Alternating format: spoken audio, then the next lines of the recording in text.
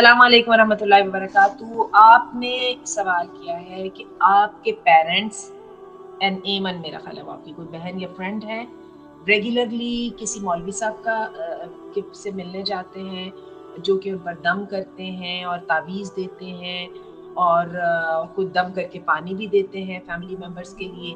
تو اسلامک سٹینسز پر کیا ہے، کیا یہ طریقہ ٹھیک ہے یا نہیں ہے؟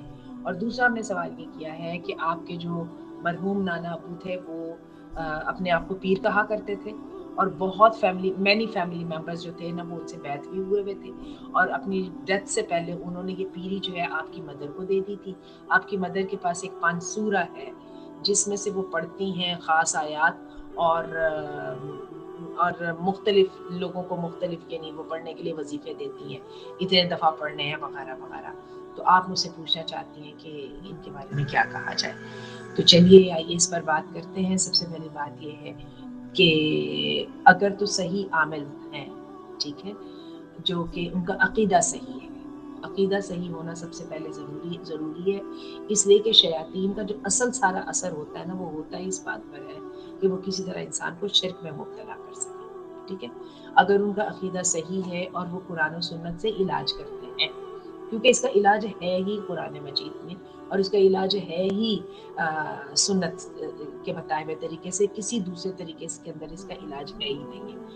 تو وہ جو دوسرے عامل ہوتے ہیں نا جو کہ یہ بنگالی بابا ٹائپ کے، جن کا یہ کہنا ہوتا ہے کہ جائز ناجائز ہم ہر چیز پوری کرا دیں گے، ان میں تو اتنی زیادہ شیطانیت انوالو ہوتی ہے کہ ایک بندے کا ایک مسئلہ حل کروانے کے چکر میں یہ 50 اور جو ہے نا چیزوں کے اندر اس بندے کو پھنسا دیتے ہیں اور ان پر زیادہ سے زیادہ جو ہے نا شیطانی جنات کا اثر ہونے لگ جاتا ہے، جن سے نکلنا کئی دفعہ بہت مشکل ہو جاتا ہے.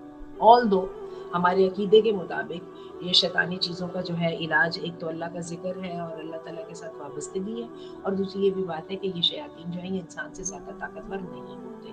کہنے کا مطلب یہ ہے کہ یہ ان کے پر قابو پایا جا سکتا ہے. تو اگر تو وہ عامل ٹھیک ہے اور وہ کوئی ایسی آپ کو چیز نہیں دیتے، یہ ایسا آپ نے سب سے پہلے دم کی بات کی ہے تو دم میں وہ قرآنی صورتیں وغیرہ پڑھتے ہیں تو ٹھیک ہے، یا صبح شام کے اذکار میں سے دعائیں پڑھتے ہیں، مصنون دعائیں پڑھتے ہیں تو پھر ٹھیک ہے. اچھا، اب تعویذ جو آپ کو وہ دیتے ہیں ان تعویذ کے اوپر دیکھیے جو لوگ نمبرز لکھتے ہیں نا یہ ہے ہی سیٹنک ریلیشن اس کا. اور دوسری بات یہ ہے، اور یہ بھی میں آپ کو بتاؤں کہ یہ عموماً اس کے ساتھ یہ بھی کہتے ہیں کہ آپ نے وہ جو تعویذ ہے نا وہ کھول کے نہیں دیکھنا ورنہ اس کا اثر ختم ہو جائے گا. تو یہ باتیں سب سے ٹھیک نہیں ہے، بالکل ایسے تعویذ نہیں لیجیے اور ان کو صاف کھل کے بتا دیجیے کہ آپ دم بھی کریں تو اونچی آواز میں کریں، مجھے پتا ہونا چاہیے آپ کس چیز کا دم کر رہے ہیں. اور دوسری بات ہے کہ تعویذ کو آپ بس جانے دیجیے، اور جو وہ دم کر کے پانی دیتے ہیں میں سمجھتی ہوں وہی بات ہے ان کا عقیدہ ٹھیک ہے تو یہ سب چیزیں ٹھیک ہیں. اور ویسے میں آپ کو صحیح بات بتاؤں کہ جو صحیح عامل ہے وہ کبھی اس طرح کی چیزیں چھپاتے نہیں ہیں. ٹھیک ہے، جہاں تک تعویذ کی ایک میں آپ کو تھوڑا سا بات بتانا چاہتی ہوں وہ یہ ہے کہ دیکھیے آیت الکرسی کا لاکٹ ہوتا ہے، اللہ والا لاکٹ ہے، اسماء الحسنی کا وہ جو حروف مقطعات ہیں کاف ہا یا عین صاد وغیرہ ان چیزوں کے جو لاکٹ یا کوئی ان کے لیکن اگر ہم سمجھے کہ ان کو لگایا جائے اور اس سے شیطان سے بھی حفاظت ہو اور بلیسنگ بھی اللہ تعالیٰ کی حاصل ہو تو یہ طریقہ صحیح ہے. Again it has to be totally and purely based on Quran and سننا. ٹھیک ہے، یہ بات ہو گئی.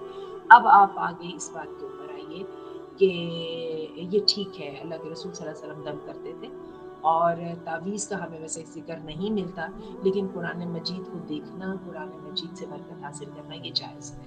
ٹھیک ہے، آگے آپ آئیے. آپ نے سوال کیا کہ جو آپ کے نانا جو ہے وہ اپنے آپ کو پیر کہتے تھے اور پھر یہ پیری انہوں نے آپ کی والدہ کو منتقل کر دی تھی. تو یہ تو بالکل بڑی عجیب سی چیز ہے. مجھے تو اس میں کوئی سمجھ نہیں آ رہی ہے. نبی کریم صلی اللہ علیہ وسلم دیکھ لیجئے اپنی پیری کو منتقل نہیں کر سکے اپنی بیٹی کی طرف، حالانکہ ان کی بیٹی بھی موجود تھی. اور یہ ہے کہ پیر کیا ہوتا ہے؟ ایک مرشد ہے جو لوگوں کو سیدھا رستہ دکھاتا ہے. لوگ اس کو سمجھتے ہیں کہ یہ بندہ جو ہے یہ پرخلوص ہے اور اس کے پاس دین کی نالج ہے، اس کے ساتھ اللہ تعالیٰ نے اس کو وزڈم عطا کی ہے تو لوگ اس کو گائیڈ سمجھتے ہیں. لیکن وہ گائیڈ سمجھنا بس اتنا ہی ہوتا ہے کہ اس کے نصیحتوں پر عمل کیا، اس کے طریقے سے اس سے مشورہ کیا.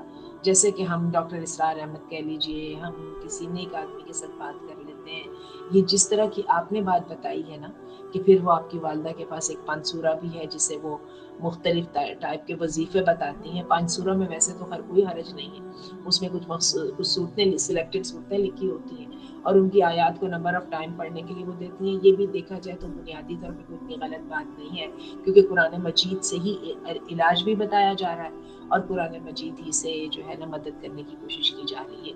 لیکن اس کی کوئی بیس نہیں ہے, اس کی مجھے نہیں سمجھ آ رہی کہ وہ جو ہے نا اس کو میں وہ ان کے پیر ہونے کو اور ان کی مختومی کو وہ کیسے میں جو ہے نا لیجیٹیمیٹ ثابت کروں.